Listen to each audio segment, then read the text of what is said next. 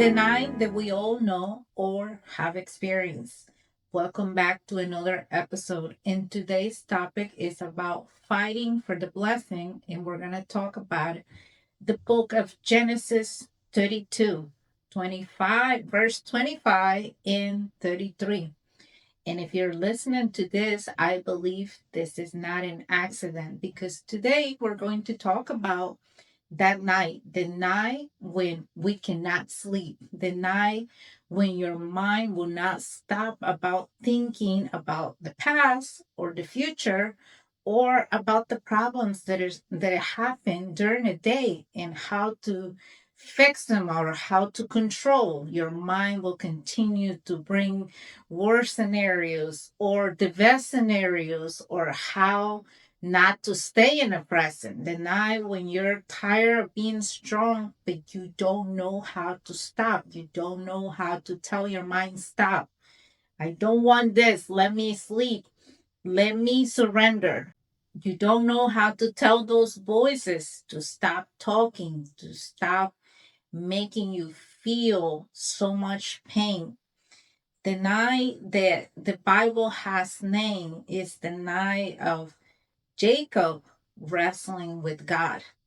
And I wanted to tell you something before we go any further. Jacob's story is not about sin, it's about surviving. And many of us, we have walked that road or we have been in that situation. And if you have survived, this story is about you. It's not just about Jacob. Many times we read the Bible and we think the stories on the Bible of the past, something that happened thousands of years ago, but we don't identify sometimes ourselves in it. We don't think it's something that is still going on in our life. Jacob was the man of control.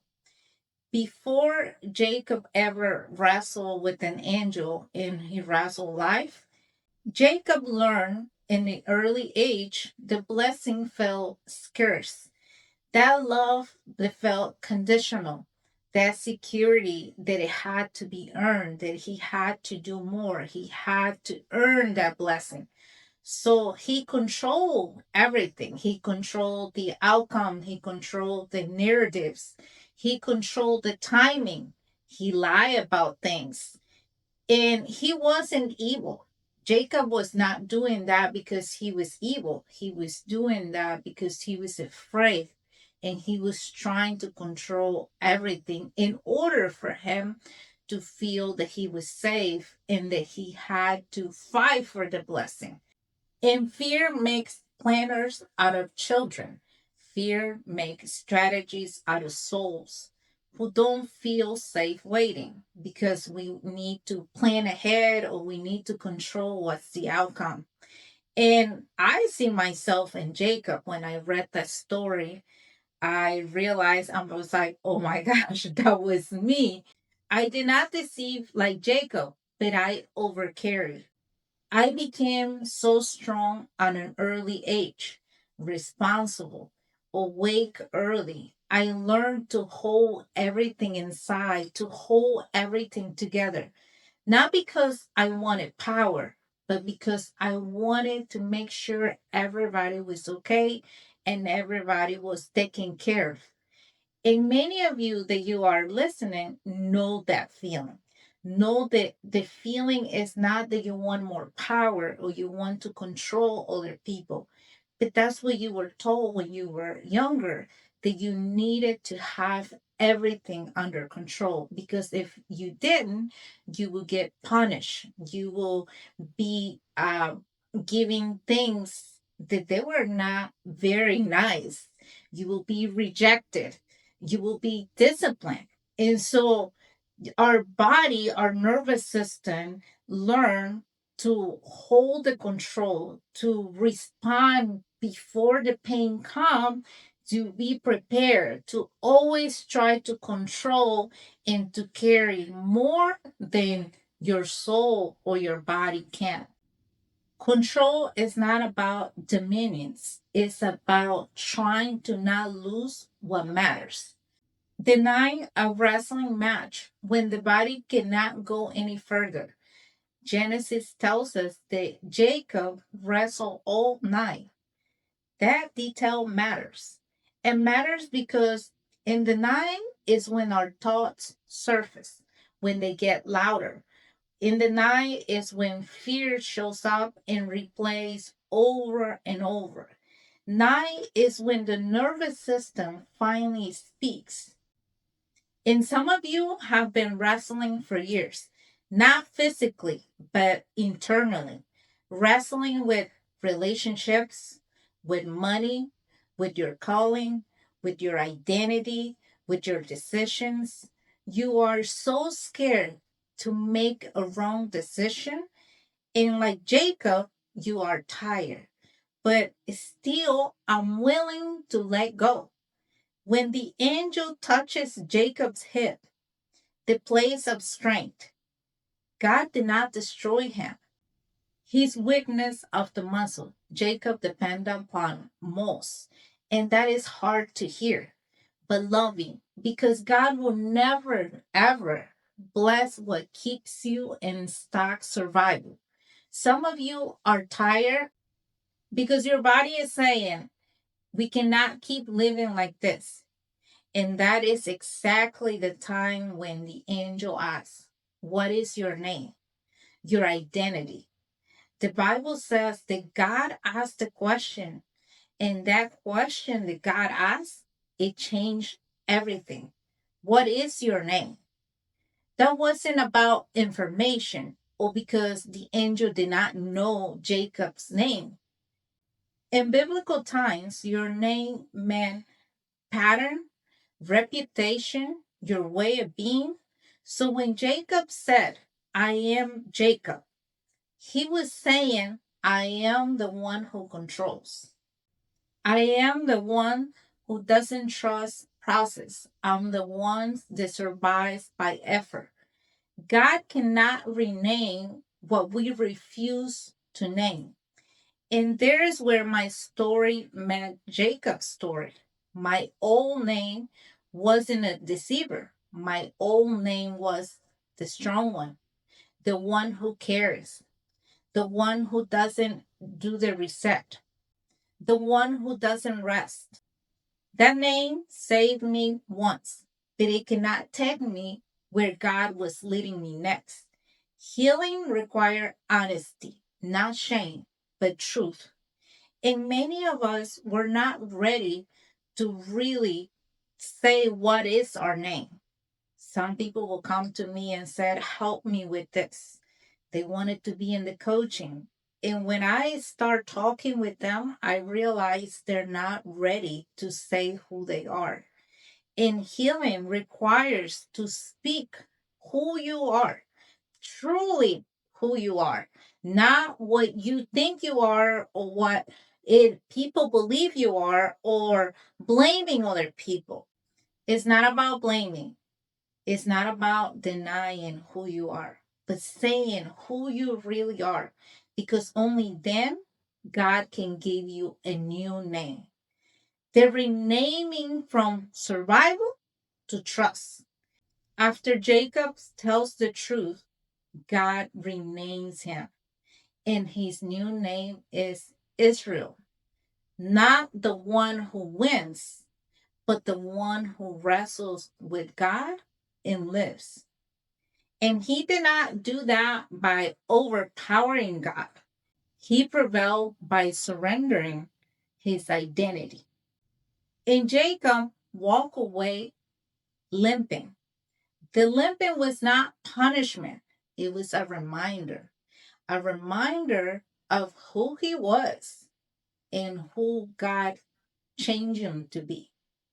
That he no longer walked by strength like he used to do it. He used to manipulate things, he used to try to plan ahead on how things should go or how the blessing should come. It was no longer about that. And it's so funny how Jacob is still in that process of meeting his brother Esau. He tried to control the outcome by putting certain groups in front of him, and it was so funny how he put his favorite people, or the people he loved the most, Joseph and his mom, last. And he was basically still trying to control. And why he fought with that angel all night? Because he was still wanted to control. And many of us, we have situations where it don't even let us sleep, but instead of surrendering that to God, we still trying to figure it out. We're still trying to find a way to do it. And that's why we're wrestling with God and that night, just like Jacob, because we don't want to surrender. It's not that the blessing is not there. The blessing is there until we surrender, we're able to really take in that blessing. Not because the blessing is not there, but we're still trying to fight it. And so I saw that on myself. That story really touched me. And that's why I wanted to share it here with you guys, because I saw myself on every piece of that story. And my limping now looks like this. I move slow now, which it was hard for me. And it's still, I'm working through that process. I try to feel more. I rest intentionally. I don't try to carry it all or try to rush through the process. I don't carry what is not mine. I let other people help me in the process. And sometimes that feels like the old name trying to speak to me like, hey, you can do this all by yourself. Why are you asking for help? You can do it. But I answer with a new me. The Bible says that the angel was about to leave because the morning was coming. And thinking about that, the blessing was close, but it was not guaranteed. How many times did God come so near us and we miss it because we're still trying to control the way our life should be?